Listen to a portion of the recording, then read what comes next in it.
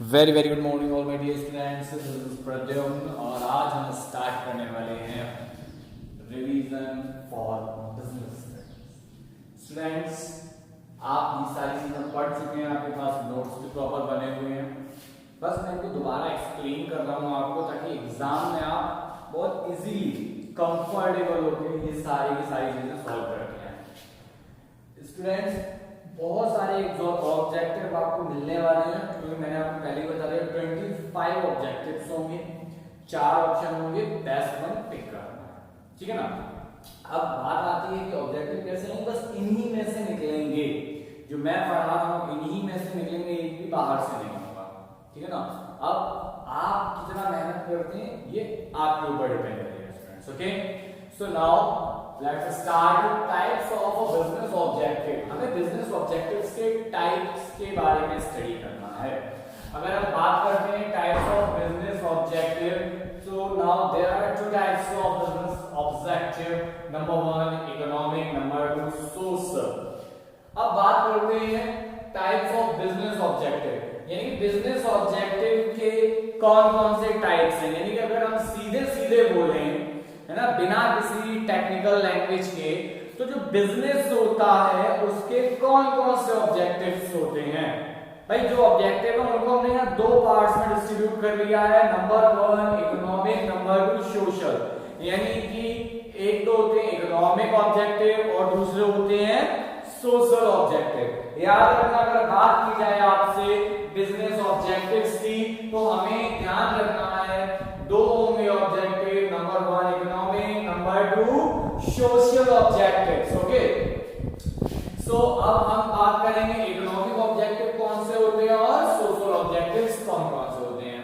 So now economic objective. Economic objective means वो सारे के सारे ऑब्जेक्टिव जहां पर पैसे से रिलेट हो जाए, यानी कि हर वो ऑब्जेक्ट जो पैसे से लिंक्ड होगा, सारे के सारे इकोनॉमिक ऑब्जेक्टिव।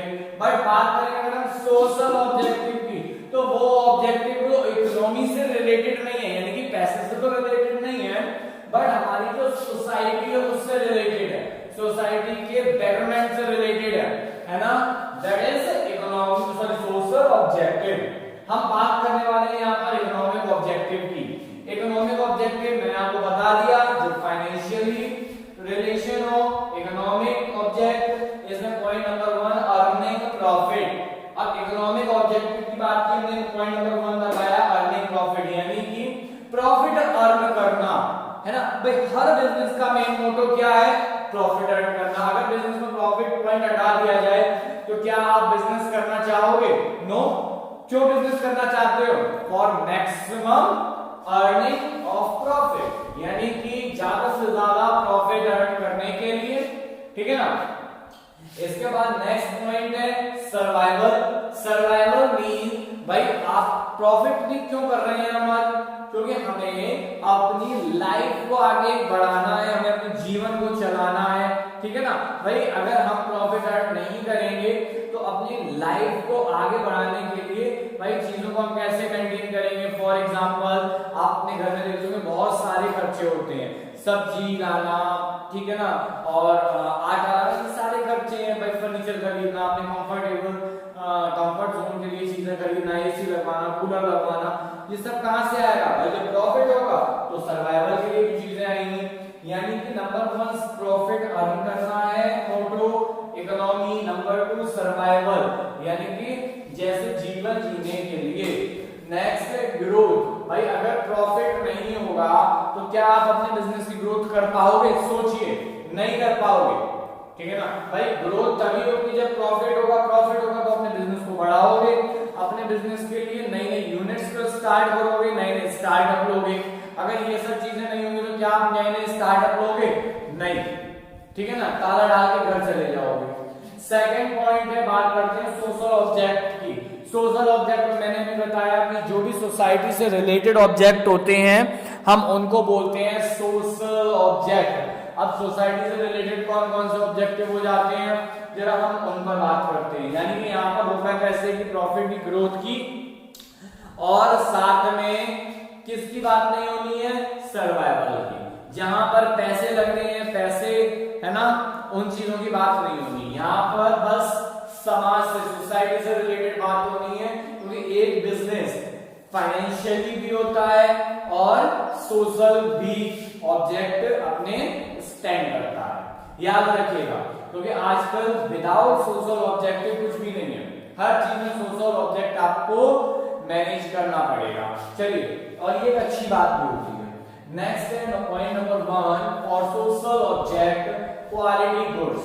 भाई ऐसा नहीं है कि आपने गुड्स मैन्युफैक्चरिंग करना स्टार्ट कर दिया, है ना, और मैन्युफैक्चरिंग आपकी चल रही है, आपने क्या किया, आपने प्रॉफिट को बढ़ाने के लिए, इंक्रीज करने के लिए आपने क्या कर दिया, मटेरियल घटिया यूज करना शुरू कर दिया, क्वालिटी खराब कर दी प्रोडक्ट की। अगर आपने प्रोडक्ट की क्वालिटी खराब कर दी, देन क्या होगा भाई, प्रोडक्ट की क्वालिटी खराब है, अब कोई परचेज करेगा नहीं करेगा, लोग कहेंगे छोड़ो, प्रोडक्ट तो वैसे ही घटिया है, धीरे धीरे क्या होगा, आपके बिजनेस में काला पड़ जाएगा।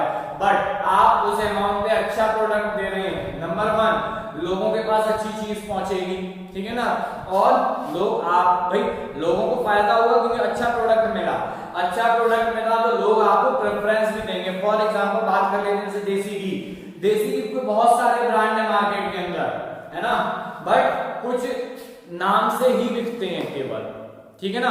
अब होता क्या है, जो अच्छी क्वालिटी आपको प्रोवाइड करा रहे हैं, आप क्या करते हो, आपको तो कोई दिक्कत नहीं, 20 रुपए महंगा मिलने दो, चीज अच्छी है, बस हम ये लेके जाएंगे। बोलते हैं ना, आपके घर में भी बात होती है, क्या कहते हैं कि कोई बात नहीं, आप जैसे दूध लेने जाते हो, कोई कहता है भाई हमारे यहाँ 50 है, दूसरा कहता है हमारे यहाँ 45 है, लेकिन 50 वाले के आपको पता है बहुत अच्छी क्वालिटी का दूध है, बट जो 45 दे रहा है वहां पानी मिल जाता है, तो आप क्या कहते हो कि छोड़ो, हम तो 50 दे देंगे, हमें अच्छा चाहिए दूध, है ना। तो सेम चीज है क्वालिटी गुड्स, यहाँ पर सोर्स भाई अच्छी क्वालिटी का दूध अगर आप पिएंगे तो क्या होगा, आपका दिमाग स्ट्रांग होगा, पानी मिला हुआ पियोगे तो कम इफेक्ट होगा, ठीक है ना। सेम नेक्स्ट है अवॉइडेंस ऑफ अनफेयर ट्रेड, यानी कि जो भी ट्रेड या बिजनेस चल रहा है वो फेयर होना चाहिए, ऐसा नहीं होना चाहिए कि उसमें क्या है घपलाबाजी चल रही है, इस टाइप से नहीं होना चाहिए, यानी कि हम जो भी अनफेयर चीजें हैं, अनफेयर एलिमेंट्स हैं, उनको अवॉइड कर देना चाहिए, क्योंकि बहुत से लोग होते हैं प्रॉफिट ज्यादा कमाने के लिए, है ना, ज्यादा पैसे अर्न करने के लिए क्या करते हैं, शॉर्टकट्स यूज करना शुरू कर देते हैं, ठीक है ना। तो हम शॉर्टकट नहीं यूज करना, अच्छी क्वालिटी देनी है और फेयर ट्रेड करना है हमें। उसके बाद है जनरेशन ऑफ एम्प्लॉयमेंट अपॉर्चुनिटी।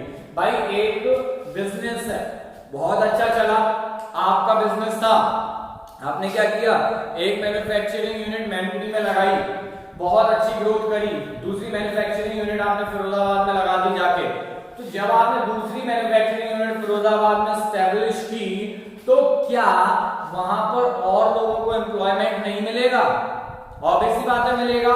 तो जनरेशन के लिए एक एम्प्लॉयमेंट अपॉर्चुनिटी भी प्रोवाइड कराता है क्या, बिजनेस, ठीक है ना भाई।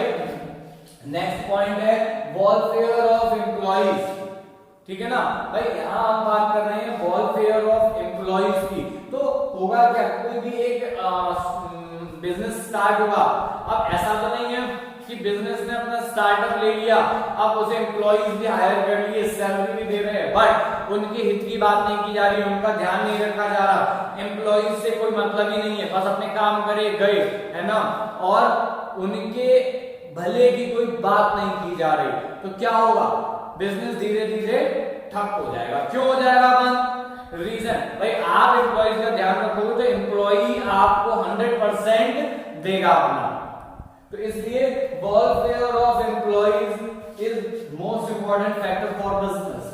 नेक्स्ट है कंट्रीब्यूशन टू कम्युनिटी डेवलपमेंट। भाई जो कम्युनिटी है जहां हम रह रहे हैं अपनी सोसाइटी में, उसके डेवलपमेंट के लिए भी हमें काम करना पड़ेगा।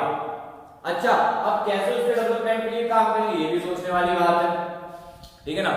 तो भाई आपने देखा होगा बहुत सारे अच्छे अच्छे बिजनेसमैन होते हैं, बहुत सारी बड़ी बड़ी ऑर्गेनाइजेशंस होती हैं, वो क्या करती हैं, वो कहीं पे अपनी कैंपेनिंग चलाती हैं, है ना, डेवलपमेंट के लिए, जैसे गरीब बच्चों को फ्री पढ़ाना, ठीक है ना, गरीब बच्चों को फ्री खाना देना, ठीक है ना, भाई सर्दियों में जो गरीब लोगों को कपड़े बांटना, ये सारी चीजें क्या है, एक सोसाइटी में जो एक बहुत बड़ा तबका है जिसके पास पैसा नहीं है, जो गरीब है, ठीक है ना, उसकी हेल्प करना, है ना, ताकि भूखे को भाई खाना खिलाना एक बहुत अच्छा काम माना जाता है ना, और वास्तव में हमें करना भी चाहिए। तो क्या हुआ कि अगर एक बिजनेस है, पहले तो देखिए हमने केवल बात की सोशल ऑब्जेक्टिव, तो कंट्रीब्यूशन तो देना है ही कम्युनिटी डेवलपमेंट के लिए, है ना, और लेकिन उसके साथ में जब आप ये सारी एक्टिविटीज भी करोगे तो क्या होगा, लोग भी आपकी तरफ अट्रैक्ट होंगे, लोग कहेंगे नहीं ये बिजनेसमैन एक अच्छा बिजनेसमैन है जो अपने पैसे को अच्छे कामों में भी लगाता है, याद रखिएगा। ओके स्टूडेंट्स, आई होप आपको ये पॉइंट्स समझ में आ गए होंगे दोनों, ठीक है ना। देखिए मैम ने बात की, फटाफट से रिमाइंड कर देते हैं एक बार बहुत तेजी के साथ। Types of business objective, business objectives के टाइप यहां पर हमने 2 टाइप्स में डिस्ट्रीब्यूट कर दिया, number 1 economic, number 2 social. Economic की बात करते हैं तो नंबर 1 प्रॉफिट, नंबर 1 प्रॉफिट होगा तो हम सर्वाइव कर पाएंगे, तो नंबर 2 सर्वाइव, और सर्वाइव कर लेंगे उसके बाद में प्रॉफिट बचती है तो क्या करेंगे, ग्रोथ कर लेंगे। तो 3 पॉइंट्स हो गए केवल इकोनॉमिक ऑब्जेक्टिव। चलिए next second point social objective, भाई हमें गुड्स में क्वालिटी देनी है, ठीक है ना। पहला ट्रेड अनफेयर नहीं होना चाहिए, दूसरा ठीक है ना जनरेशन के लिए एम्प्लॉयमेंट जनरेट होना चाहिए, अपॉर्चुनिटी होनी चाहिए, तीसरा जो एम्प्लॉइज हैं उनके भले का, भाई उनके हितों का ध्यान रखना चाहिए कि वेलफेयर ऑफ एम्प्लॉइज, ठीक है ना। ये 4 पॉइंट हुए, और 5वां पॉइंट हमने क्या किया था, कम्युनिटी डेवलपमेंट, बस, ठीक है ना। आई होप स्टूडेंट्स आपको ये मेरे साथ में याद हो गए होंगे। अगर किसी भी पॉइंट में प्रॉब्लम आ रही है then you can talk to me directly. Okay, thank you students, have a nice day.